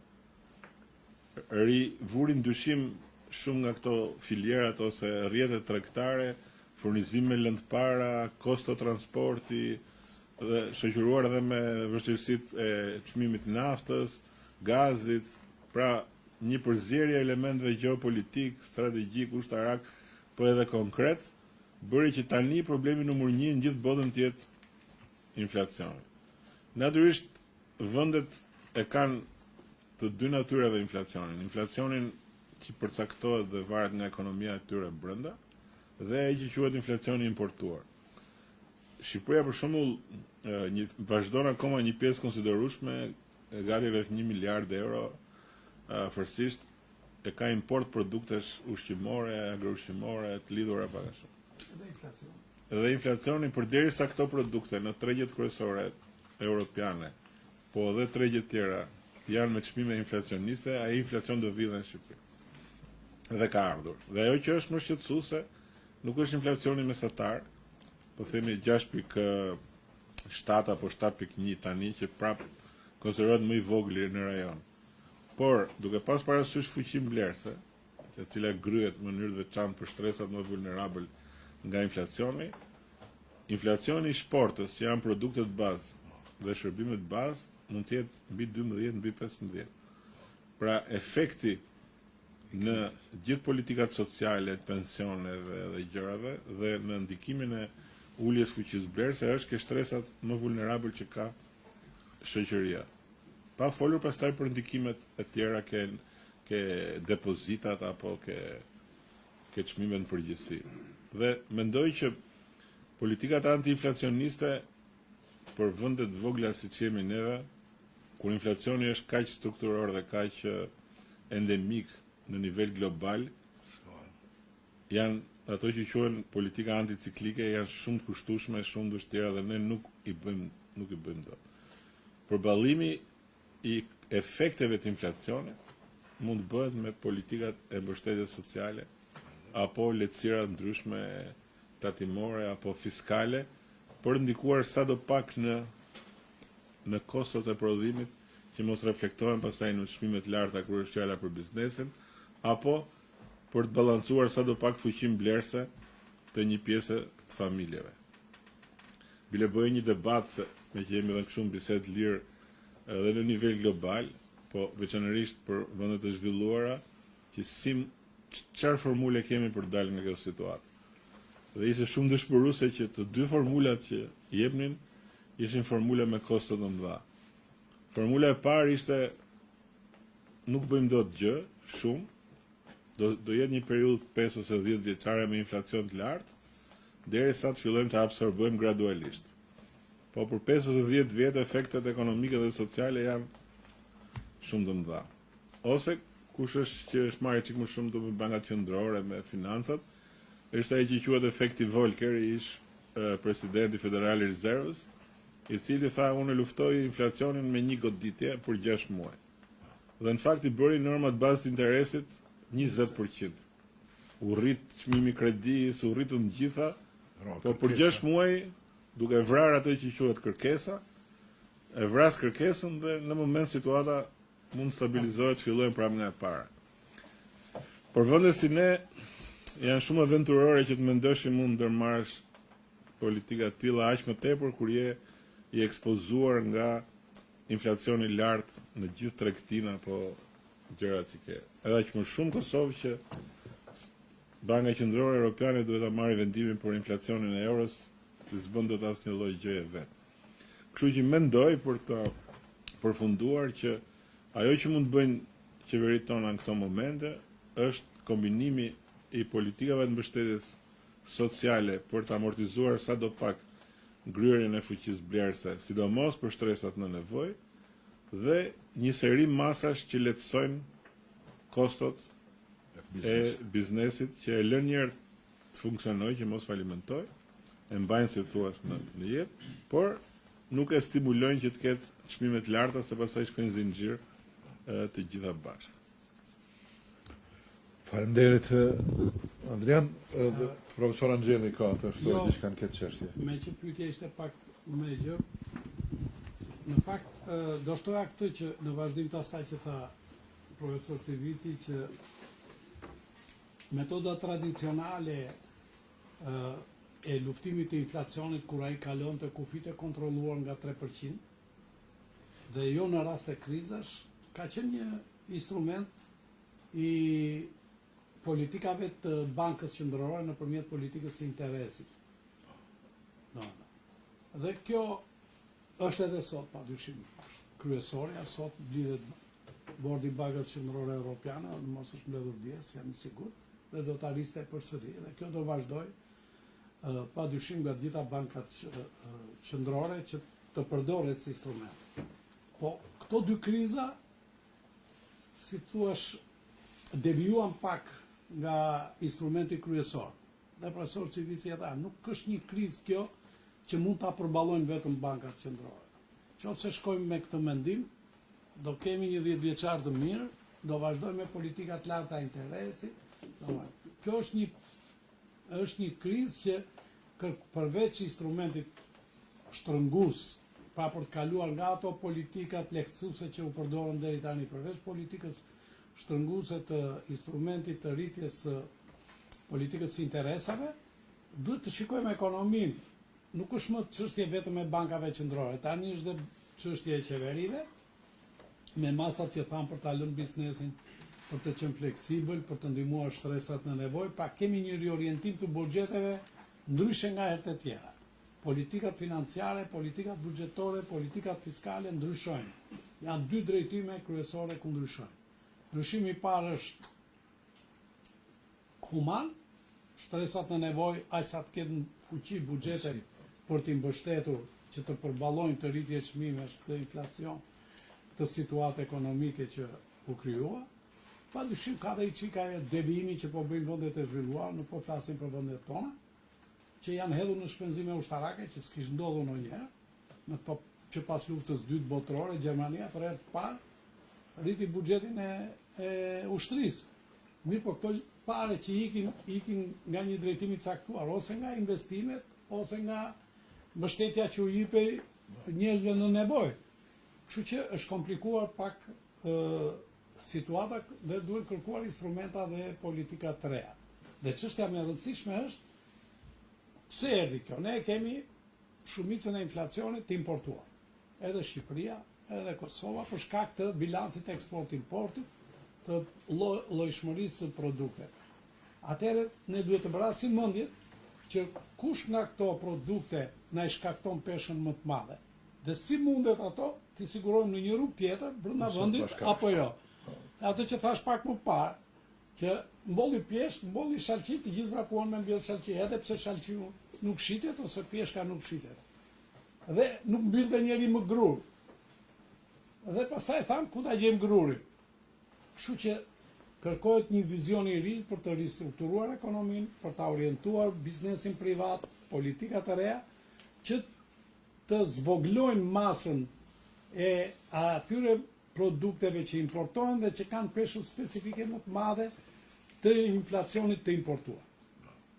Dhe çështja e dytë që doja të shoha me që thatë për stagflacionin, në fakt, deri para 2 muajsh, duke sikur ishim në një paralajmërim të një recensioni ekonomik pas stagflacion. Flas për ekonominë e eurozonës.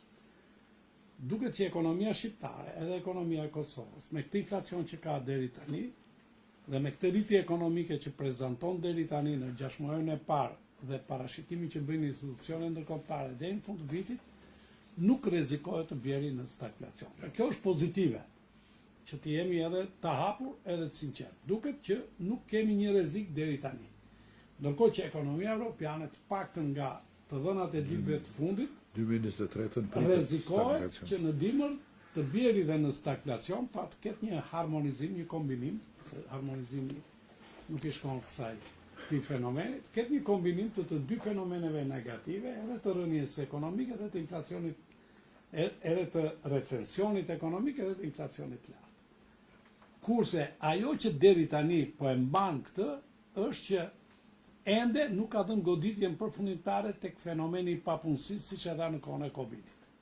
Në Amerikë, inflacioni ishte i lartë, por papunësia ishte 3.4%. Në qershoru hapën 450.000. Pra janë prishur edhe këto rregullat e atyre formulave makroekonomike që thonin me që nëse inflacioni vetë kaq, nëse rënia ekonomike është kaq, papunësia vetë kaq. Janë prishur gjitha.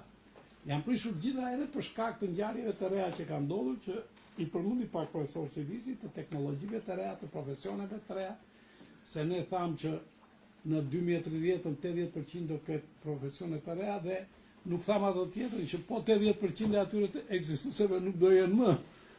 Kështu që secili duhet përshtatet në ato profesione të reja. Dhe për shkak edhe të atyre.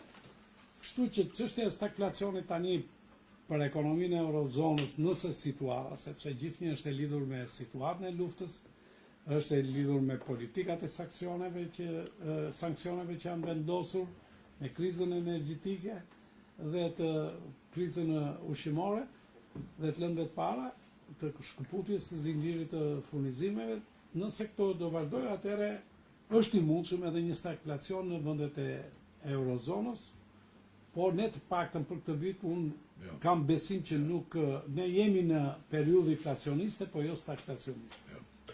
Faleminderit profesor Urdonisi. Besnik, profesor Besnik Krasniqi. Profesor, i uroj për punën dhe librat, nga Tirana, ndiku mjaft aktuale për edhe debatin publik këtu në Kosovë, po dhe jashtë. Du të lidhem një pyetje ndoshta edhe koment me atë që tha profesor Civici lidhur me aspektet pozitive të krizës, sepse ne e dim që në kohë të krizave, sikurse edhe kjo e koronavirusit, krijohet një terren i përshtatshëm për edhe testimin e teorive ekonomike, politikave, si nivel të qeverisë, si nivel të bizneseve, kemi raste kur po kriza krijon oportunitete që shfrytëzohen me sukses nga bizneset, qoftë për metoda të reja të prodhimit të inputeve, të inovacionit, digitalizimit.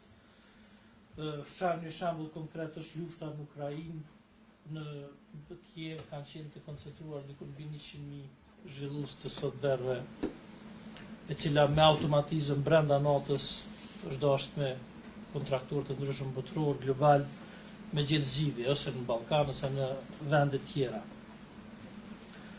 Nga aspekti kësaj që keni trajtuar në libër, se kam përshtypjen që më inkurajit me lexuar edhe më shumë kur filluat me fol për industrinë 4.0, mundësitë e zhvillimit të bizneseve, startupeve në këtë fushë, keni vrejt ose keni një opinion se ka mundet me shku ekonomia e Shqipërisë dhe Kosovës që të shfrytëzoj këto oportunitete që i ka kriju kriza dhe me ndryshimin e zinxhirit të vlerës edhe me këto këto global supply chain që ka ndodhur në nivel global. Një opinion lidhur me këtë dhe sa e keni trajtuar këtë. Kjo është pyetje, kjo është pyetje kështu, miliona eurosh për të dhënë një përgjigje definitive, po ajo që del nga shumë analiza është që ne duhet marrim këtë trend të ri, sepse po të zbresim pak në origjinë, çfarë duhet bëjmë që të zhvillohemi, mund të kemi shumë shtresa dhe nën shtresa dhe të vjetra. Zhvillojmë industrinë e rëndë, zhvillojmë infrastrukturën. Çdo gjë është element i zhvillimit, por edhe zhvillimi vetë ndahet në financime dhe element zhvillimit që prodhojnë vlerë të shtuar më të lartë, pa të kryer mundësi të kesh më shumë të ardhura dhe të bësh ndoshta edhe më shumë investime, apo ai zhvillimi klasik që kemi deri tani të konsoliduar, infrastruktura, mjedisi, qytetet, këto të tjera. Tendenca e re sot që prodhon më shumë vlerë është ekonomia jo materiale. Prodhimi dijeve dhe njohurive, të cilat në kuptimin e gjerë përbëjnë ato që quhet energjia digjitale ose energjia e revolucionit 4.0. Sepse dhe po të rikthehemi pak, çdo revolucion industrial që ne kemi bërë nëpër shkolla pafund, ka një energji të vetën që ka përbërë thelbin. Qofse revolucioni i parë industrial kishte qymyrin dhe avullin, i dyti kishte naftën, i treti kishte elektricitetin dhe kompjuter, i katërt ka energjinë digjitale dhe teknologjinë. Pra, zhvillimin e teknologjisë do ta shikojmë me konceptin e energjisë që shumë fishon përpjekjet produktivitetin dhe shumë gjërat e tjera. Pra, të bëhet pjesë e këtij zhvillimi. Dhe kjo mund ndahet në dy pjesë pastaj. Jo vetëm Ukraina, po dhe shumë vende të tjera kanë krijuar qendra të mëdha që ofrojnë shërbime në digitalizim dhe revolucionin 4.0. Po janë të kontraktuara në kuptimin e informaticienëve këtyre që paguhen mirë, por ofrojnë aplikime, shërbime të tjera. Po kjo nuk mjafton për të bërë thelbin e zhvillimit, sepse duhet të kesh dhe sektorin e teknologjisë lart, apo sektor të ndryshëm të ekonomisë, t'i fusësh në rrugën e revolucionit 4.0. Pra, investimet kryesore të kenë të bëjnë me teknologjitë moderne, me start-upet, shembulli i Izraelit apo i vendeve të tjera, apo megjithëse nuk është shumë i adoptueshëm, po si shembull vlen, shembulli i Singaporit, shembulli i Hong Kongut apo i tigrave të Azisë, Korea e Jugut dhe këto, që në fakt kanë marrë këtë pjesën e dytë. E kanë bërë pjesë të çdo lloji aktiviteti ekonomik dhe shërbimesh futjen e revolucionit 4.0. Kështu që dhe ne duhet bëjmë edhe një dallim, mendoj, po edhe të bëhemi gati. Mund të kemi grupe të caktuara këtu, edhe të rinj shumë të talentuar, që mund të bëjnë ato që bënte Ukraina. Por ajo është një pjesë, ndoshta e vogël, ku ti ofron shërbime të cilësisë lartë në këtë fushë për të tretët. Dhe ndikimi që ka në zhvillimin tënd nuk është aq i madh sa duket. Zhvillimi vërtet vjen në ato investime, në ato që ti të rreq, sektorët e ekonomisë tënde, çfarë niveli të teknologjisë 4.0 dhe gjithë gjërat e tjera kanë, sepse është mënyra organizimit dhe zhvillimit me produktivitetin më të lartë. Fatkeqësisht ne kemi bërë studime krahasuese edhe në rajon, dhe Shqipëria dhe Kosova nivelin e produktivitetit kanë nga më të ulët. Dhe niveli i produktivitetit shpreh shumë pastaj ke nivelin e pagave, konsumit, prodhimit, cilësisë dhe shumë gjëra të tjera. Pra, mendoj që kjo është fryma dhe kjo nuk bëhet thjesht me një vullnet mirë ose me një dëshirë, sepse e përmendëm edhe kur folëm te analizat e librit, shumë vende kanë marrë periudha 10, 20, 30 vjeçare, kanë ndruar legjislacionin, kanë ndruar dhe përmirësuar strukturën e universiteteve dhe formim profesional, kanë ndruar stimulimet dhe mbështetjen fiskale dhe gjithë gjërat e tjera, dhe të vinë te ajo pjesë që e diskutuam, që ne jemi vende të vogla për ndërmarrë strategjitë të këtyre përmasave.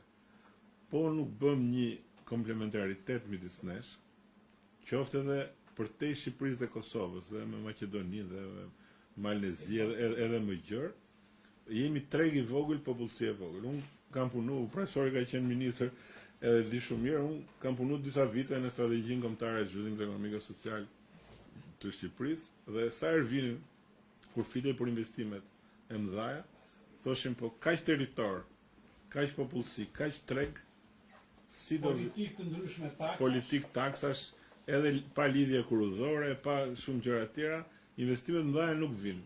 Kështu ne imediat e kemi, jo ato mbledhjet shpeshherë edhe formale ose marrëveshjet qeverive, por një lloj komplementariteti në zhvillimin ekonomik midis 2, 3 apo 4 vendeve që të mund të tërheqësh interes dhe investime të mëdha.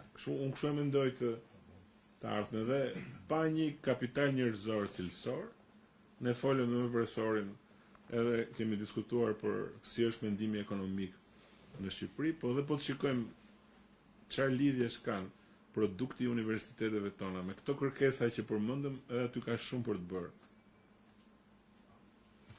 Faleminderit shumë, profesor Urno. Të indeksi i digitalizimit, na kemi një sektor të teknologjisë informatike që është projekt zhvillim. Mirë po një analizë që këmë bëhon në disa projekte tjerë, del që ky sektor nuk punon për digitalizimin e sektorit privat këtu. Ky është problemi. Kompanitë tona i digitalizojnë kompanitë edhe në Amerikë madje. Po kjo është diagnoza jonë që nuk ka lidhje me. Kush është konkluzjoni? Konkluzjoni është që ne të shkojmë revolucionit 4.0 teknologjisë me hapa sa të mundemi, qoftë nëpërmjet edukimit, qoftë nëpër mbështetjes financiare, qoftë nëpërmjet kapitalit njerëzor, duke orientuar atë që të jetë në funksion të dy qëllime. Të shërbimeve, brenda dhe jashtë vendit, nuk ka asgjë të keqe që shërbime jashtë, por sidomos në shërbim ta vëmë të revolucion shërbim të ekonomisë tonë. Kështu tha dhe profesor. Faleminderit, a ka edhe një pyetje aty, edhe se kemi kalu kohën. Urdo. Enver Bajqin, mësimdhënës në kolegjin AB, i përshëndes akademikët nga Shqipëria, profesor Angeli dhe profesor Ciricin, edhe i përgëzoj për librat dhe publikimet e vazhdueshme. Me profesor Ciricin e njohëm më shumë nga ligjëratat nga Universiteti Evropian i Tiranës në studimet e doktoratës dhe gjithmonë janë interesant ligjëratat e debatet e intervistat për ekonominë kritik. Edhe me këtë po ndërlidhem me një çështje shumë shpjegim substancial që e bëri për fjalën e krizave profesorit, që me të drejtë peshtoj në një çështje me quajtur kështu krizë demografike, po mbledhet nga ky shpjegim i disekuilibrit të popullsisë. Kemi gjithanej lëvizje fenomen, ky lëvizjeve të popullsisë prej vendeve pa zhvilluara apo në zhvillim prapambetur drejt vendeve të zhvilluara. Kështu e kemi po mduket ne Kosova dhe Shqipëria edhe ma tepër po prekemi nga ky fenomen edhe kam frikën se edhe ma tepër do të na urritet edhe që shkaqet janë ekonomike dhe do të ketë implikime ekonomike ma tepër. Edhe shumë interesant është fenomeni që për shembull në Kosovë vrej, besoj edhe në Shqipëri te sektori privat kemi paradoksin e tregut punës. Në një anë ka mungesë të fuqisë punëtore për bizneset në Kosovë, në tjetrën anë është niveli i lartë i papunësisë, sikur janë kristalizuar dy taboret, punëdhënësit nuk i ngrisin pagat edhe pse e shohin krizën e fuqisë punëtore, të tjerët nuk punojnë për një pagë 250 apo 300 eurë, edhe synimi o drejt vendeve zhvilluara gjë manije të tjera. Kisha dash një koment edhe një vëthësar. Të marrëm edhe 2-3 pyetje, mandej bën një koment përfundimtar nëse ka. A ka edhe dikush pyetje tjetër? Profesor, a ki më shtu diçka? Tash për me bë pyetje. Pyetje jo, po me një koment përgjithësi për çet iniciativën tonë që lexohen këto veta shumë të shmuara që akademikët nga Shqipëria sot po i prezantojnë që përshkruajnë një trend të krizës ose një konvertim të krizave nga kriza nga një lloj krizës në krizën tjetër. Edhe një lloj paralajmërimi në hije, kështu që ndoshta do të jetë edhe ndonjë vepër e cila do të flet për vazhdimsinë e këtyre krizave në tarë. Tash ne kemi, edhe sot kemi biseduar, kemi shumë nevojë që të bashkëpunojmë, që të analizojmë mirë ekonomitë e dy vendeve, edhe të shohim se cilat janë hapësirat që ne mund të zhvillojmë ekonominë e Kosovës, edhe cilat janë hapësirat e ekonomisë Shqipërisë, në mënyrë që pastaj komplementariteti ta shtoj efikasitetin edhe eficiencën e kësaj ekonomie. Ne deri më tani kemi qenë të interesuar që të kemi një ekonomi inkluzive dhe të kemi edhe një qeverisje e cila përkrahë ekonominë inkluzive. Tani paradokset me këto kriza shkaktojnë që edhe qeverit në njërë dalin nga kjo dhe të masat e politikave ekonomike qeveritare të mos i përgjigjen interesave të biznisit edhe interesave aktuale ekonomike. Gjitha këto mendoj se duhet të jenë arsye shumë e madhe që ne të punojmë bashkë, që të ofrojmë një zgjidhje bashkë, që marrëveshjet e matutjeshme të qeverive të mos jenë vetëm marrëveshje siç tha akademik Anxheli, vetëm i problemeve të çastit ose të problemeve momentale, por të jetë i problemeve strategjike që ndihmojnë në zhvillimin ekonomik. Për mua është kënaqësi që sot patëm një takim në Akademinë të Shkencave dhe ishte edhe profesor Muhameti së bashku me ne aty, dhe që sot po vazhdojmë me prezantimin e këtyre veprave shumë të rëndësishme, dhe kënaqësia edhe më e madhe do të jetë që ne të punojmë bashkarisht, edhe në këtë fushë punojmë bashkarisht edhe në çështjet e zhvillimit mendimit ekonomik në Shqipëri dhe në Kosovë, edhe të shohim se edhe në këtë aspekt si mund të plotësohemi bashkarisht dhe vlerat e këtij bashkëpunimi të jenë më të mëdha. Faleminderit shumë për ardhjen e juaj, për qëndrimin në akademi, dhe faleminderit shumë edhe për prezantimet që i dhatë sot, sepse në çështje edhe njohuri që i keni përpunuar në mënyrë të mrekullueshme edhe i keni prezantuar po ashtu me një vlerë të veçantë. Visar, urdo shkurt, se pikërisht do isha me këtë përfundim shkëlqyeshëm profesorit me kalu në shkit marrëveshjes, po urdo gjithçysh. Faleminderit profesor. Unë shumë shkurt fillimisht kisha dashur të më lejohet në emër të Institutit të Invest të falenderoj të dy profesorët e shmuar që kanë zgjedhur pikërisht ambientet e institutit. Visari drejtor programor. Promovuar librat e tyre këtu. Konsideroj që kjo është një trashëgimi më së nevojshme në funksion të edukimit gjenerata të treja, dhe uroj që kjo trilogji të pasohet në shumë botime tjera në të ardhmen. Unë shumë shkurtimisht kisha dashur një opinion nga të dy profesorët, një pyetje, një çështje që ndoshta nuk është trajtuar në libra, por që është mjaft aktuale. E thatë edhe ju më herët që kemi pas mbledhje të përbashkëta, kemi pas ndoshta marrëveshje të nënshkruara, për të cilat ndoshta nuk janë jetësuar asnjëherë. Edhe po flasim gjithmonë për mundësitë për shfrytëzimin e sinergjive të përbashkëta, për komplementaritet. Mirë, po është një çështje që tani po randon. Është një iniciativë e re, Open Balkans që po quhet, e cila është përkrahur, le të themi, nga kryeministri Rama, mirë po kemi një hezitim nga qeveria në Kosovë për t'ju bashkangjitur në iniciative të tillë. A mendoni që kjo platformë e re e cila po diskutohet në rajon minon mundësitë apo le të themi për eksploatim të sinergjive që i kemi ne si dy vende? Ju falenderoj. Leoni, se unë të them që kjo do të betet për diskutim këtë takimin që do të kemë, sepse duhet të studiojmë pak me analizat flasëm. Ndoshta sot se kisha propozuar sot mos ta trajtojmë këtë çështje, por do të japëm përgjigje në 2003-shin, përgatitet 81, po ne me Adriani dhe na krejtë, edhe i shohim po minusat edhe plusat e kësaj pune, se pa dyshim që i ka në të dy ëndë. Është një çështje politikës ditore që në kohën e Greqisë vjen dhe bëjë një debat shumë i madh çfarë do quhet femër e bukur. Po. Edhe ran cop, si thoshte njëri nuk thoshte tjetri. Dhe thuhet pastaj që ka ndërhyrë Aristoteli dhe ka thënë vetëm një zgjidhje ka, bëni dy kolona, ke njëra shkruani çka ka të bukur, te tjetra shkruani çfarë nuk ka të bukur, Kush del më i gjatë ashtu është. Mas pari duhet të llogaritëm këtë gjatësinë. Edhe një korrigjim të vogël, nuk tham ne që këto marrëveshjet që po bëhen nuk janë jetësu në një. Ne tham që marrëveshjet po përballojnë situata aktuale.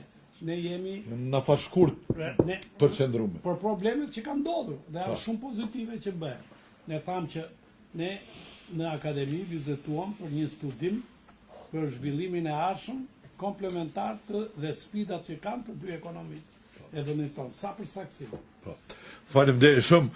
Pyetja e veçaret është shumë pyetje me rëndësi, edhe me drejtë e ka bo, sepse shumë flitet për Open Balkan, këtu kundër diku për, por asnjë na parë nuk flet me argumente, edhe asnjë na parë që ka argumentet e studiume deri në fund. Është mirë me bo një tubim, nuk duhet u ikëm temave të tjera, por pak është një temë që sot nuk mund të japëm përgjigje shpejt. Kështu që veçar përgatitu e bëjmë një tryezë tre. E bëjmë një tryezë tre edhe diskutojmë kjo. E diskutojmë, por është një pyetje që na duhet të japëm përgjigje, sepse për ditë po ballafaqohemi me to. Edhe duhet të japëm përgjigje adekuate, por sot për shkak kohës e kemi problem me dhënë përgjigje shpejt. Me qenë se si kemi mot të gjatësi që foli profesori ale. Faleminderit. Tash sot urdo. I sufen zguxojmë se kemi antar të bordë, zguxojmë mos më pranoj pyetjen. Profesor Anxheli, profesor Civici, ju përgjoj për to vepra shumë aktuale, cilat besoj se do të jenë të rëndësishme për ngritjen e cilësisë diskutimit publik këtyre çështjeve dhe sigurisht që do të jenë me interese të dobishme edhe për qeveritë e Shqipërisë dhe të Kosovës, nëse kanë vëmendjen e tyre. Unë deshta një pyetje shkurt në prezentimin e preokupimeve që I keni diskutuar në librat e juaj, përshtypja ime është se dhatë këto përshkruat këto çështje në vija të përgjithshme, edhe ma shumë në çështje në përmasa ndërkombëtare globale. Si laik, me që jam filozof e sociolog, për çështje ekonomike, do me thanë, mund të lejohet të jem laik. Kjo sociologji ekonomike, jo këtë laik. Deshtja t'ju lusë që të komentoni si I kanë adresuar problemet dhe sfidat që kanë prodhuar krizat që I përshkruat qeveritë e Shqipërisë dhe të Kosovës. Duket që ju aty këtu kalimthi preket diçka, por konkretisht nuk folet diçka, ndoshta se janë edhe çështje pak politikisht sensitive, por nëse doni të bëni nga një koment shkurt si janë adresuar këtë çështje nga qeveritë e Shqipërisë dhe Kosovës. Shumë shkurt do them dy momente. Momenti I parë është përgjigjja e zotërisë që tha për largimet dhe lëvizje demografike. Padyshim që të dy vendet tona po përballen me një emigrim më shumë, migrim dhe emigrim. Ky është fenomeni I ekonomisë së tregut, dhe ne nuk mund ta frenojmë këtë me masa administrative. As ju, as ne. Kjo ka ndodhur më përpara, ka ndodhur në të gjithë vendet e prapambetura. Po të shikoni, të gjitha vendet janë drejtuar më para 20 vjetëve, 30 vjetëve, 40 vjetëve në vendet e zhvilluara, në Amerikë, në Gjermani. Sot në Gjermani janë 8 milion turqë. Në Francë, në vendet e Europës, pra lëvizje ka pas. Dhe do ketë, nuk e frenojnë dot me masa administrative. Me e vetmja masë që I mban njerëzit në vendin e tyre, sa kohë që niveli ekonomik i vendeve tona është shumë më i ulët se sa niveli ekonomik i vendeve të zhvilluara dhe në kushtet e një informacioni kaq të madh dhe të një ekonomie të hapur që e marrin vesh të gjithë, janë të gjithë të tunduar të jetojnë më mirë, të punojnë në një vend që marrin më shumë të hapur. E vetmja mas është ajo që folëm pak më parë, zhvillimi ekonomik i vendeve tona që të krijojë hapësira dhe mundësi që atë që gjejnë jashtë të fillojnë ta gjejnë në vendin Ngritë tonë. cilësinë e jetesës. Çështja e dytë është çështja e masave që kanë marrë dy qeverit tona. Unë e thash pak. Më duket që ka dy teori, që dy përplasje të mendime. Një që thonë që sa ndodh diçka, cilat janë paketat dhe masat që mori qeveria. Ndërkohë pas 2 muajsh do një gjë tjetër, cila është paketat dhe masat që mori qeveria. Dhe presioni është shumë i madh. Për mendimin tim, gjykimi për masat dhe qëndrimet që kanë bajë qeveria varet nga 2 faktorë. Nga mundësitë që ka secili shtet dhe nga politikat që ai zbaton. Të dy shtetet tona duhet ta pranojmë që mundësitë ekonomike dhe financiare nuk i kanë siç i ka Franca, Gjermania, po pse jo dhe Greqia apo ndonjë shtet tjetër. Ne i kemi parë paketa dhe në libër janë të gjitha. I kemi përshkruar të gjitha. Çfarë masash mori Franca në kohën e pandemisë, çfarë mori Italia, çfarë mori Gjermania, çfarë mori Spanja, çfarë mori Portugalia, çfarë mori Shqipëria, çfarë mori Kosova, çfarë mori Maqedonia. Të shkruara janë libër, se ju thatë që nuk e dia janë apo s'janë, të garantoj që janë. Edhe me detaje. Dhe në këtë kuptim, do thoya që mendimi im personal është që përgjithsisht ta dini që të dyja qeverit nuk i kanë shpikur masat që kanë marrë. Kanë pa masat që kanë marrë ato, kanë pa edhe rekomandimet që u kanë dhënë se ne jemi çiksi shumë të varur nga institucionet ndërkombëtare dhe kanë pa dhe qesen sa e kanë pas. Edhe kanë fut dorën edhe e kanë bë. Kështu që përgjithsisht masat kanë qenë pozitive. A kanë qenë të mjaftueshme? Se atje e ke hallin ti. A kanë qenë të mjaftueshme? Po dyshim që të thash janë varur me këto 2 faktorë. Faleminderit. Faleminderit, profesor. Atëherë, me qenë se kemi të buaj kisha lutë kryetarin e bordit të institutit Sedi Osmanin dhe rektorin e universitetit mesatar shqiptar që të nënshkruajnë. Ne dalim mbrapa. Jo, na po ulim janë. Udhë këta. Po janë shoj vend, udhë si. A e më mirë? Ja, si mos i bëz, vero. Hajde. Ku janë marrë se atje? Udhë. Kujdes. S'ka se rregullojnë ata. Rregullohet lutem. Një sekundë. Se jemi, nuk kemi nevojë mungu tash. Jo, Libra apo ndrojmë shkruajnë, mos të komplikojmë. Po, edhe na kemi dhënë juve të libra, po atje i ndrojmë, mos të. Apo na lexoni pak një herë, mos e çka do na. Masit e nënshkruajnë. Masit e nënshkruajnë. që të sigurohemi që e bëm.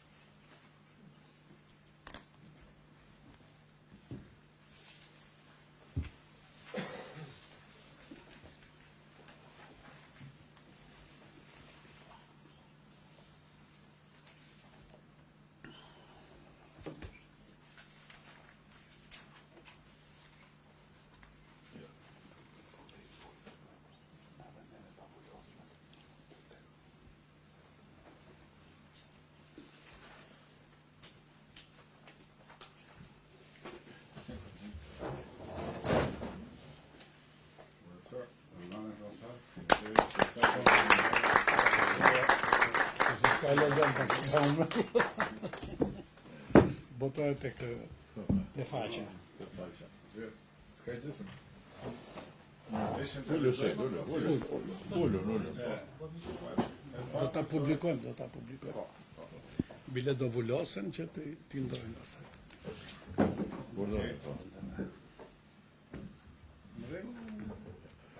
Atëherë urime, ju falenderoj. Vesh një fjallë. Po.